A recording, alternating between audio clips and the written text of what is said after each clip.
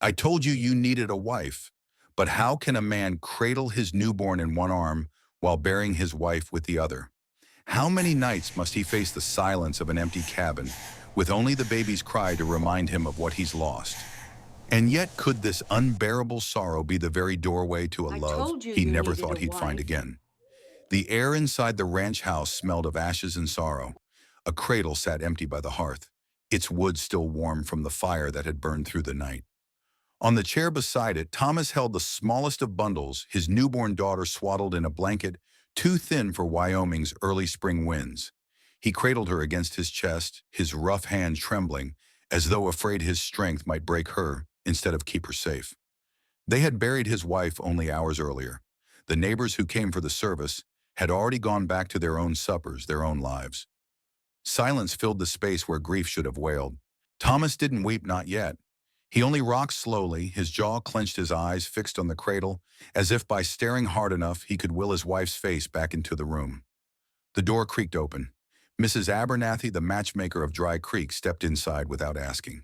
She was a wiry woman with sharp eyes that missed little, her hands red from decades of kneading bread and brokering marriages.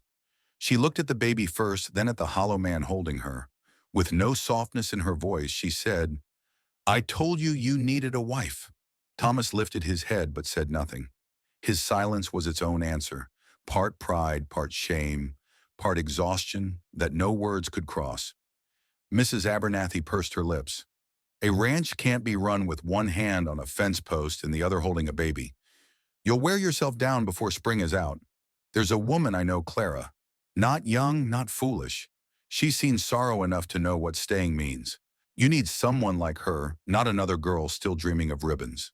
The name stirred faint recognition. Clara, he had heard whispers of her in town. 50 years old, some said. Too old for marriage, too scarred by life to be anyone's first choice. Yet others spoke of her steady kindness, of her quiet dignity that had carried her through seasons of hardship no one cared to name aloud. Thomas shifted the baby in his arms. She stirred a tiny whimper breaking through the heavy quiet. His eyes softened for a heartbeat, then hardened again. "I don't need a stranger here," he muttered. Mrs. Abernathy only shook her head. "You don't need a stranger. You need someone who won't leave."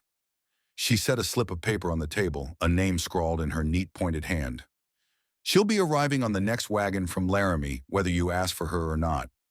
Sometimes Providence sends help even when a man is too proud to beg for it." The door closed behind her. Wind rattled the shutters. Alone again, Thomas stared at the note.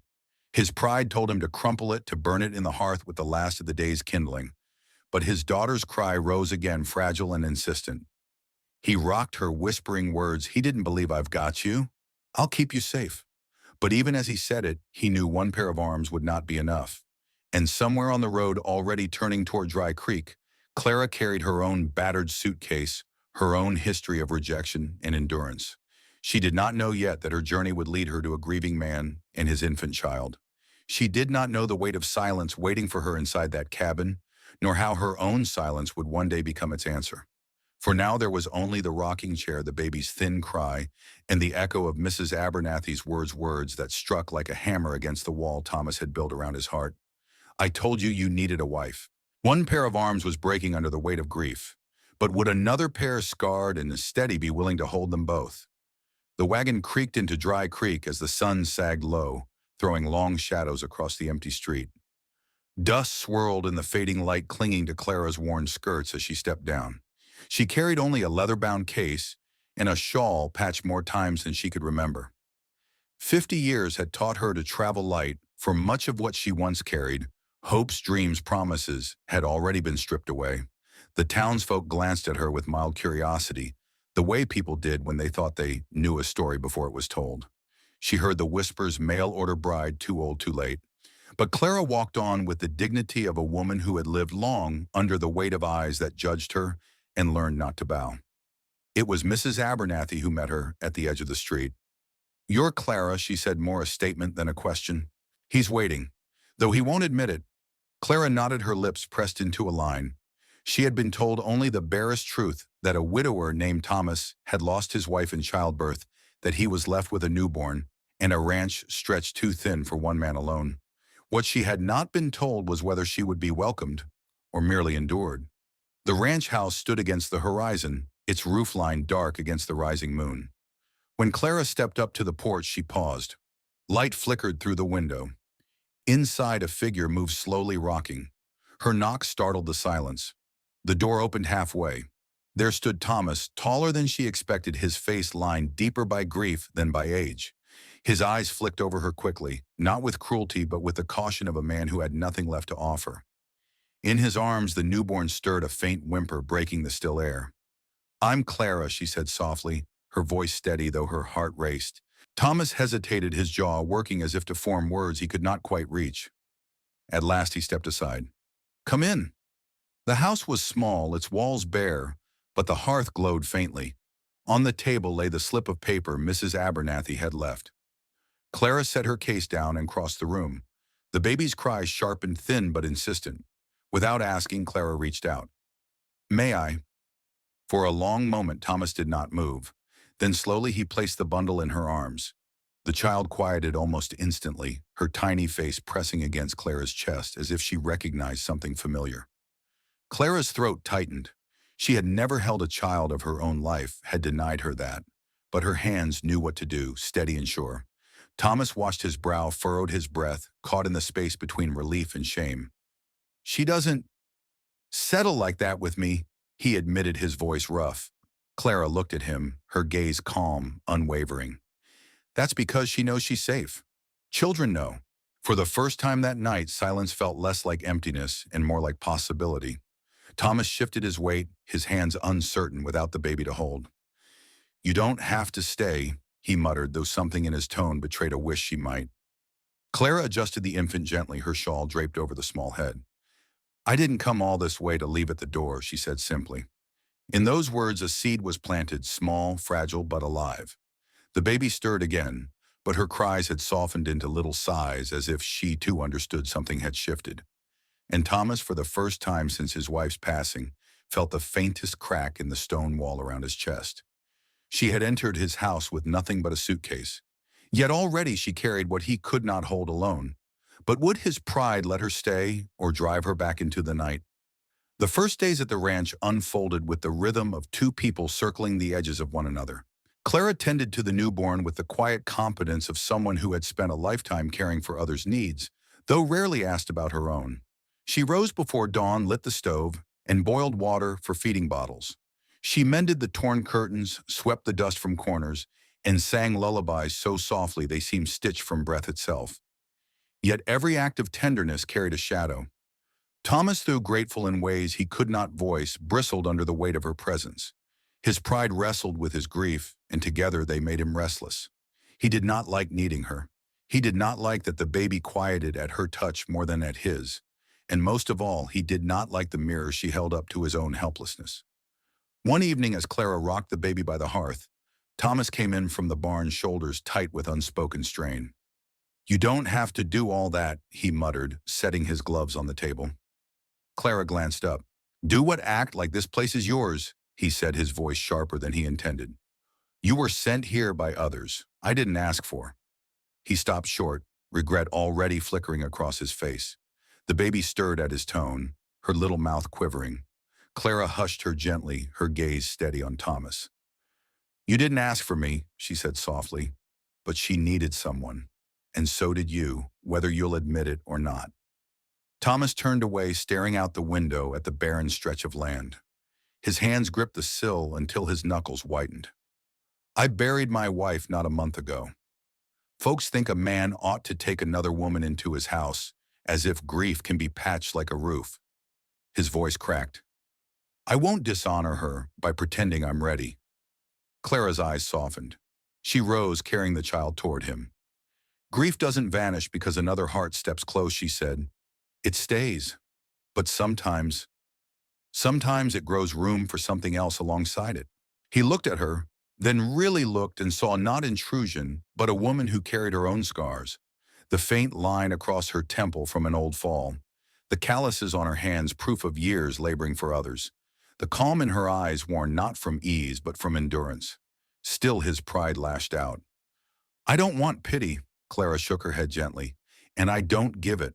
The silence between them thickened, not with hostility, but with the ache of two lives brushing against each other's jagged edges. Thomas turned back to the window. Clara stepped away, letting the weight of his words settle without pressing harder. That night when the baby woke crying, Thomas tried to soothe her himself. His voice trembled, his arms clumsy. After what felt like hours, Clara stepped quietly into the room. He stiffened, but she did not take the child. Instead, she placed a hand on his shoulder and said, "She doesn't need perfection. She just needs you." For the first time, he let the tears fall silent, raw hot against his weathered cheeks.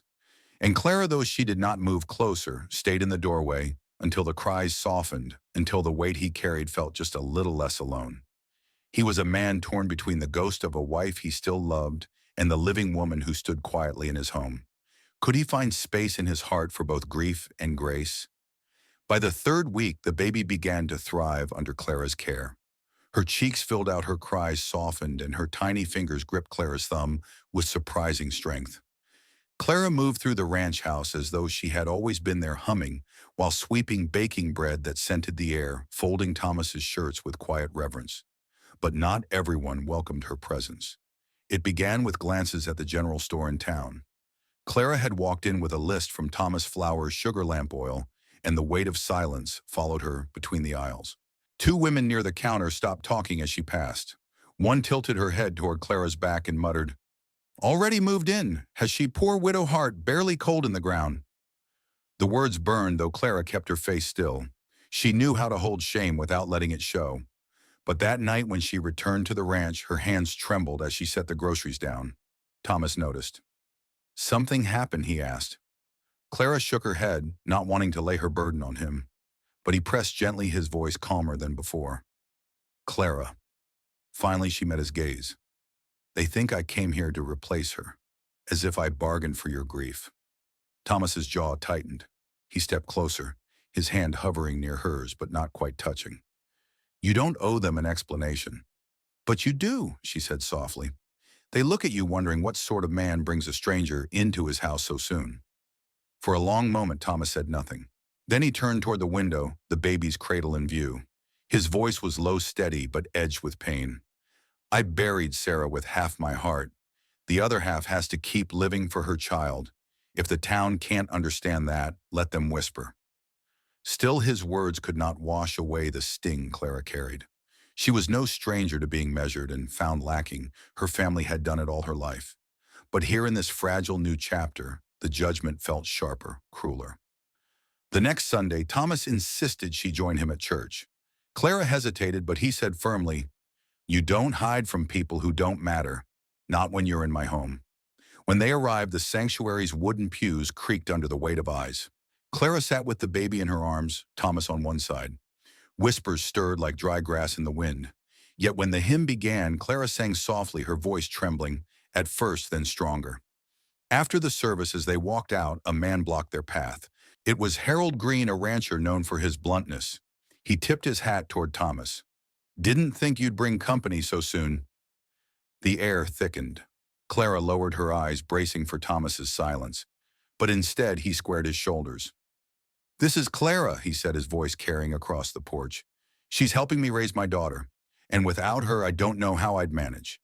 There was no shame in his tone, no hesitation, only truth. Clara's chest tightened. For years, she had been treated like a burden. And here at last, someone spoke of her as though she was essential. Harold grunted, unsettled, and stepped aside. The murmurs quieted. But more importantly, Clara felt the whisper in her own heart, hush, the one that told her she was unworthy. That evening, as they sat on the porch watching the sky blaze orange, Thomas spoke quietly. "I can't change what people say, but I can tell you this: Sarah would have wanted someone kind to care for her child. And I thank God it was you who came." Clara blinked back tears. She had not expected gratitude, not here, but the words settled in her like roots seeking soil. The town could not yet see her worth, but Thomas had spoken it aloud for all to hear. Still, Clara's heart asked, was she truly here by need alone, or could she be wanted for herself? Spring crept slowly across the prairie. The snow had melted from the gullies and soft shoots of grass pressed through the soil. In the evenings, the baby little Mary laughed for the first time, a bubbling sound that startled Clara so much she nearly dropped the spoon she was holding. The house, once heavy with grief, had begun to breathe again, but shadows remained. One night, as Clara folded linens by lamplight, Thomas paused in the doorway. His eyes lingered on her hands, scarred rough, bearing the story of years she rarely spoke of. "You've carried a hard life," he said quietly. Clara stiffened. "We all have." He moved closer, not pressing, but steady. "You never speak of your family, or of what came before." She set the linen aside, her fingers trembling. Silence wrapped around her like a cloak, the same silence she had used for decades to survive. But tonight something inside her cracked. "My father traded me at 16, she said at last, her voice low but unshaking. "Said it was for my own good. The man was twice my age. Drank himself mean. I cooked, I cleaned, I bore his blows. When I lost a child, he called me worthless." She swallowed, her throat raw. "When he died, his family shaved my hair, as shame said I hadn't kept him alive. They left me with nothing but a scarf to cover what they'd taken." Her words fell like stones in the quiet. For a long moment, Thomas said nothing.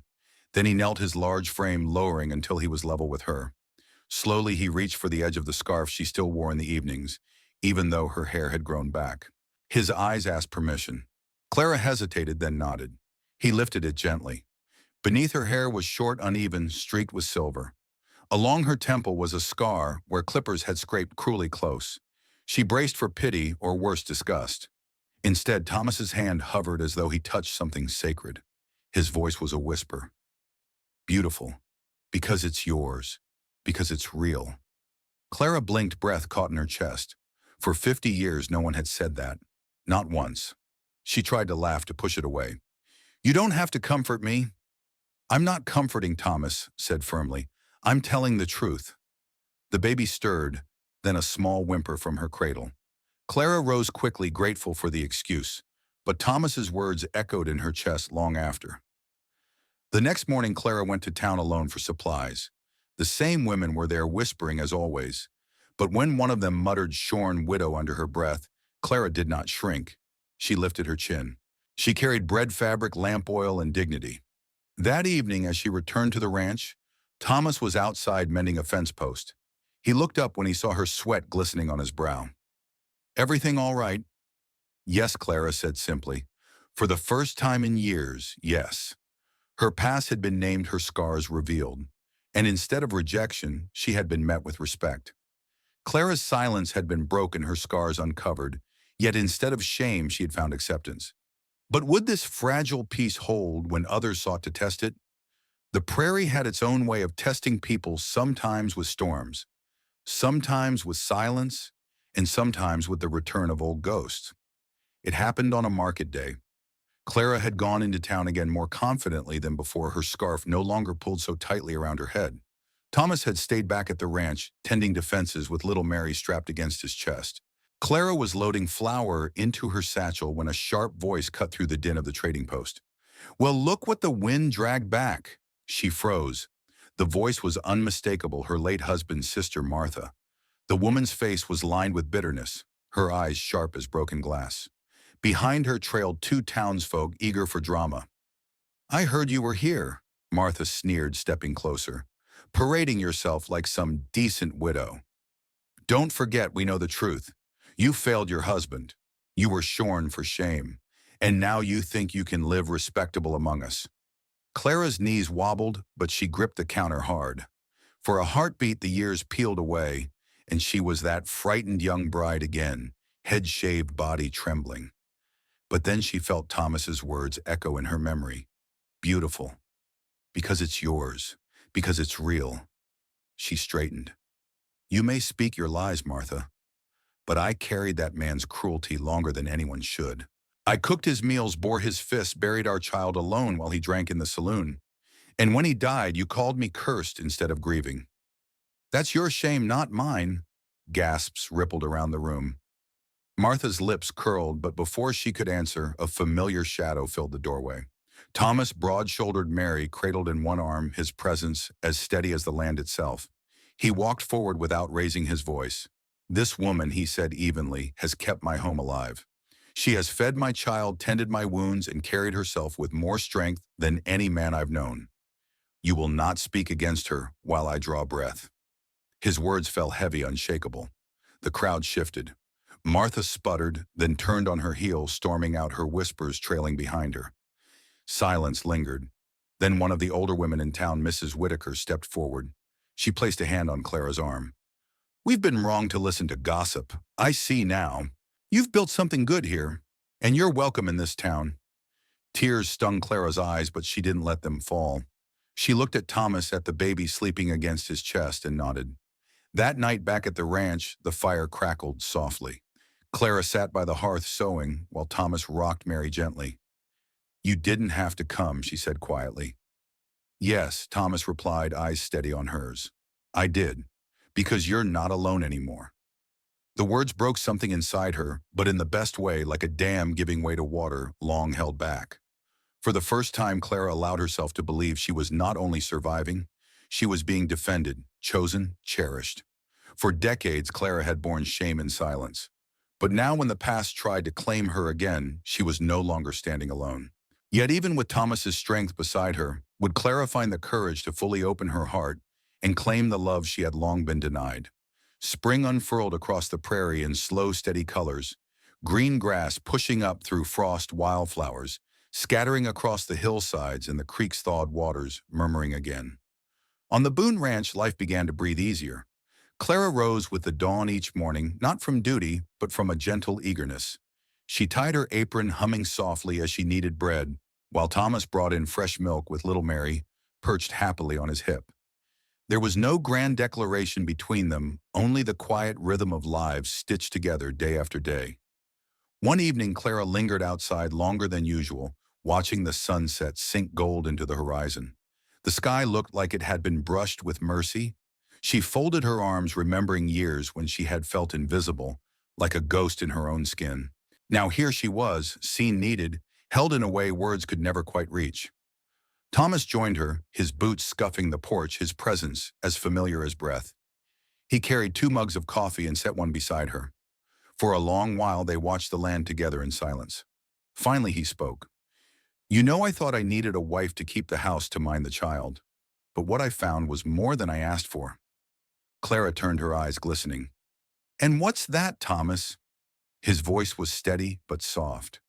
"Someone who makes this place feel like home." The words washed over her like balm. For so many years she had been called burden, failure, curse. To be called home, it was a name more sacred than any she had ever worn. Clara swallowed the lump in her throat. "I was afraid I'd never belong again, that all I'd ever be was what they said I was." Thomas shook his head. "Let them talk. I see you, not what they called you, not what they took from you. You, strong, gentle, stubborn enough to stand in the fire and still offer kindness. That's who you are, Clara, and that's who I love." The night air seemed to hush around them, as though even the crickets paused to listen. Clara's heart fluttered, not with girlish nerves, but with the deep, trembling joy of a woman finally believed in. She didn't answer with words at first. Instead, she reached for his rough, work-worn hand and laced her fingers through his. The touch spoke what years of silence had buried. "I choose this. I choose us." Inside, Mary stirred in her cradle, cooing softly, as if echoing the promise. Weeks later, the town gathered for the first church picnic of summer. Clara walked beside Thomas, not shrinking behind him, but shoulder to shoulder. She carried a basket of biscuits, and Mary clutched her fingers, toddling unsteadily in the grass. When whispers rose, Clara no longer bowed her head. She met the gaze of those who had once mocked her and smiled, steady and unashamed. For at her side was a man who had kissed her scars and called them beautiful, and in her arms was a child who had made her heart bloom again. It wasn't a fairy tale ending, not the kind with white dresses and glittering halls. It was something better. A house where bread rose, warm in the oven. A porch where 2 mugs of coffee steamed side by side. A place where, at long last, Clara was not merely surviving, she was loved wholly and without condition. And when the stars came out that night, she whispered to herself, almost in disbelief, "This is home." After half a lifetime of being unseen, Clara was finally chosen, not as a duty, not as an obligation, but as a home. Yet perhaps the truest question still lingered when love arrives this late. Can it bloom even deeper than the first? Sometimes, dear friends, the heaviest burdens are the ones that quietly bring us to the people who will help us carry them. The widowed rancher thought he had lost everything when he laid his wife to rest. The woman who arrived at his door believed she was nothing more than a forgotten name sent west as a transaction. Yet somehow in the cries of a newborn and the fragile kindness of two souls willing to stay, they discovered something more powerful than loss, the choice to love again. Life has a way of surprising us. It reminds us that even in the most desolate places, a lonely ranch, an empty cabin, or a heart worn thin by sorrow, there can still be warmth waiting to bloom. And maybe that is the lesson for each of us. Love doesn't always come in the way we imagined, but it often comes exactly when we need it most. If this story touched your heart, I invite you to stay with us here at None. Wild West Saga. Subscribe so you won't miss the next tale of resilience, dignity, and second chances. Share this story with someone who needs reminding that hope can still arrive even after the darkest nights. And tell me in the comments, would you like to see what happens next for the rancher, the child, and the woman who stayed? Or would you prefer to hear another story of quiet strength and late blooming love? Your words matter, and your story might be the next one we tell.